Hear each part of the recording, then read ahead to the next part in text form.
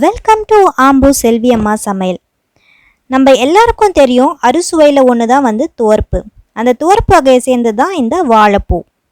நம்ம மோஸ்ட்லி வாழைப்பூவில் பொரியல் கூட்டு அப்படி தானே செஞ்சு பார்த்துருப்போம். அது பெருசாக குழந்தைங்க விரும்பி சாப்பிட மாட்டாங்க. இன்றைக்கி நம்ம குழந்தைங்களும் விரும்பி சாப்பிடக்கூடிய வகையில் துவர்ப்பு தெரியாமல் ஒரு டிஷ் தான் செய்ய போகிறோம். என்ன டிஷ்ஷுன்னு பார்க்குறீங்களா? இன்றைக்கி நம்ம வாழைப்பூ வடை தாங்க செய்ய போகிறோம். வாங்க இப்போ வாழைப்பூ வடை எப்படி செய்யலான்றதை பார்ப்போம். இன்றைக்கி நான் ஒரு வாழைப்பூ எடுத்திருக்கேன். வாழைப்பூ நிறைய பேருக்கு எப்படி க்ளீன் பண்ணணும் அப்படின்றது தெரியாது. எப்படி க்ளீன் பண்ணணும்னு நான் இன்றைக்கி உங்களுக்கு சொல்கிறேன். வீடியோ ஸ்கிப் பண்ணாமல் பாருங்கள்.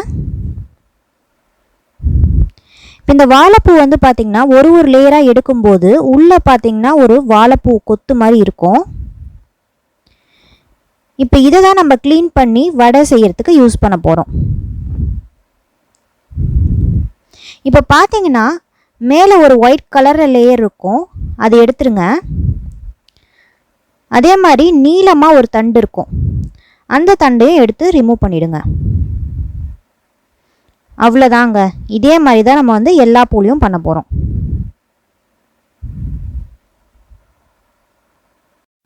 இப்போ பார்த்தீங்கன்னா நான் ஒரு பாதி பூ எடுத்து க்ளீன் பண்ணி கட் பண்ணி நல்லா வாஷ் பண்ணி வச்சுருக்கேன். நான் இன்றைக்கி வடை கொஞ்சம் கம்மியாக செய்கிறதுனால பாதி பூ தான் யூஸ் பண்ணியிருக்கேன். நீங்கள் நிறைய வடை செய்கிற மாதிரி இருந்துச்சுன்னா அந்த முழு பூவையும் யூஸ் பண்ணி கட் பண்ணி எடுத்துக்கோங்க. இப்போ வாழைப்பூ செய்ய தேவையான பொருட்கள் பார்க்கலாம். நம்ம ஆல்ரெடி சொன்ன மாதிரி அரை வாழைப்பூ எடுத்து நான் கட் பண்ணி எடுத்து வச்சுருக்கேன். அதே மாதிரி எடுத்துக்கோங்க. அப்புறம் ஒரு கைப்பிடி அளவு புதினா எடுத்துக்கோங்க. அப்புறம் கொஞ்சம் கருவேப்பிலை கொஞ்சம் சின்ன சின்னதாக கட் பண்ணி எடுத்துக்கோங்க. அடுத்து ஒரு 2 பெரிய வெங்காயத்தை நல்லா சாப்ஸாக கட் பண்ணி எடுத்து வச்சுக்கோங்க. அப்புறம் ஒரு 6 காஞ்ச மிளகா, உரிச்ச பூண்டு ஒரு 10லேருந்து 15 பல் எடுத்துக்கோங்க.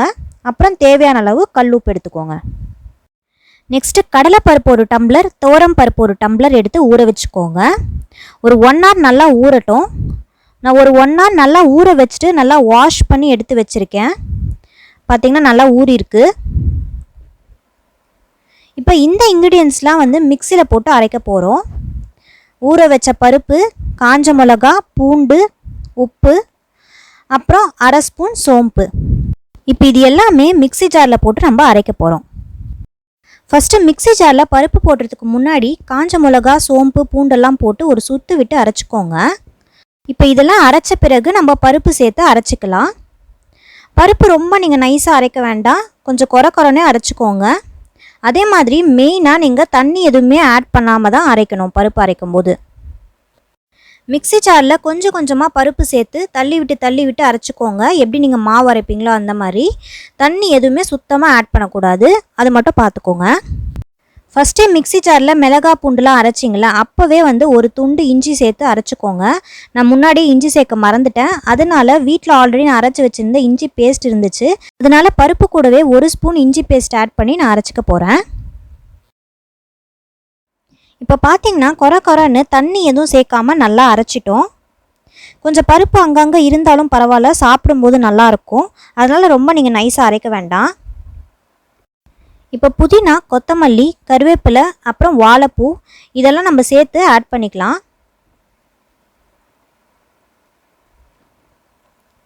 அப்புறம் ஆனியனும் சேர்த்துக்கோங்க.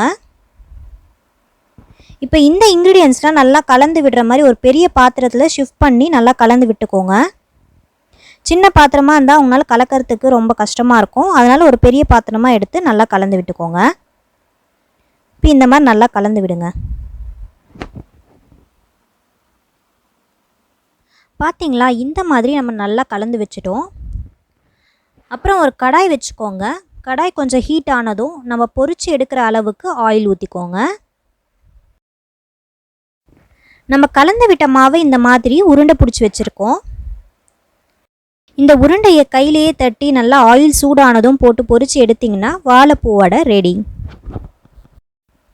இப்போ கையில் லைட்டாக தண்ணி நனைச்சிட்டு அந்த உருண்டையை வடை மாதிரி தட்டிட்டு டைரெக்டாக நீங்கள் எண்ணெயில் போட்டுடலாம்.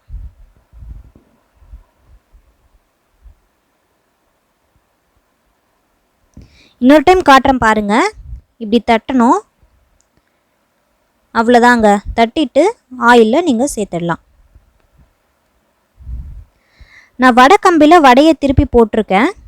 வடைக்கம்பி இல்லாதவங்க ஜல்லிக்கண்டில் கூட திருப்பி விடலாம். பொன்னிறம் ஆனதும் நம்ம வடை எடுத்துடலாம்.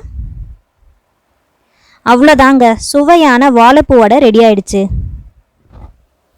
நான் ஏற்கனவே சொன்ன மாதிரி வீட்டில் இந்த மாதிரி குழந்தைங்களுக்கு ஸ்நாக்ஸ் மாதிரி செஞ்சு கொடுங்க. குழந்தைங்க ரொம்ப விரும்பி கேட்டு வாங்கி சாப்பிடுவாங்க.